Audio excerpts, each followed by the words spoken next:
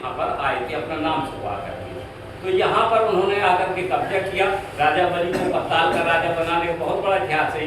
राजा सबसे पहले राजा बलि को, क्योंकि राजा बलि इतना दानी राजा था, तो साम दाम दंड भेद 4 नीतियाँ उन्होंने लागू की। तो सबसे पहले उन्होंने जो लागू की थी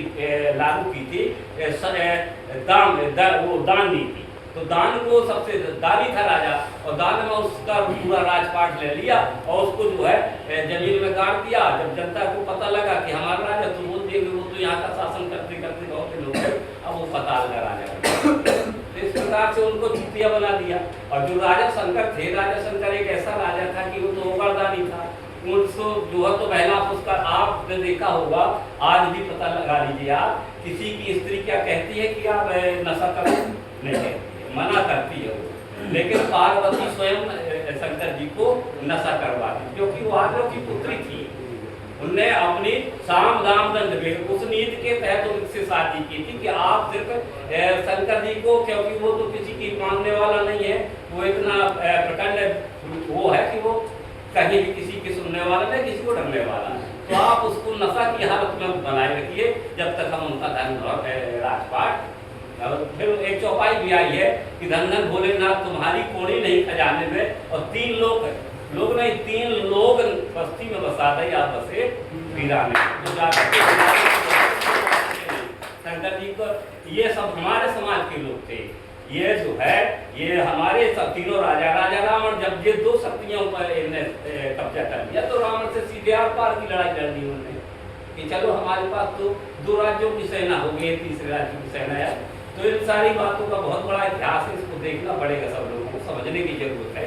और जैसे जैसे अब हमारे लोग समझ रहे हैं, जागृत हो रहे हैं, इसमें लोधियों का भी बहुत बड़ा इतिहास है। और लोधी समाज ही सबसे आगे आया है, चाहे 1842 के पहले भी देख लीजिए आप। और आज भी लोधी समाज, और उसका रीजन भी है क्योंकि जिसकी जनसंख्या ज़्यादा होती है तो उसको आगे आना ही पड़ता है। उसको ये धर्म भी है कि उसको आगे आना चाहिए। तो लोधी समाज के लोगों को हमेशा आगे रहना ही पड़ेगा, चाहे जिस प्रकार से समझें आप, क्योंकि आपकी जनसंख्या ज़्यादा है, आप ज़्यादा है, जो ज़्यादा है वही तो ताकतवर है। तो ताकतवर लोग आगे आए। तो ये मैं आपको बता दूं, ज़्यादा समय न लेते हुए, आपका 16 से एक निरंतर काम हमारा चल रहा है।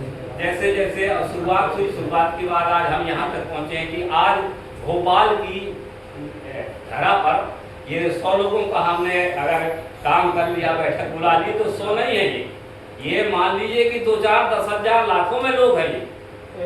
ये एक आदमी को कमजोर न समझे, एक आदमी के पास 10-10 हजार 5-5 हजार लोग हैं। ऐसे व्यक्ति के जब आज क्रांतिकारी साथी है। तो साथियों, अब संगठन को विस्तार, जो लोग हमारे पदाधिकारी हैं वो तो वर्तमान में है हमारे, लेकिन जो नए पदाधिकारी लोग आए हैं उनको पदाधिकारी बनाया जाए, और सब लोग थोड़ा जिम्मेदारी के साथ काम करें। अगर काम करोगे तो काम होगा, और घर में बैठे रहेंगे तो कुछ होने वाला नहीं है। तो हर जिले में मीटिंग का आयोजन किया जाए, हर जिले में देखा जाए कि कहाँ पर किसके ऊपर अन्याय अत्याचार होता है। तो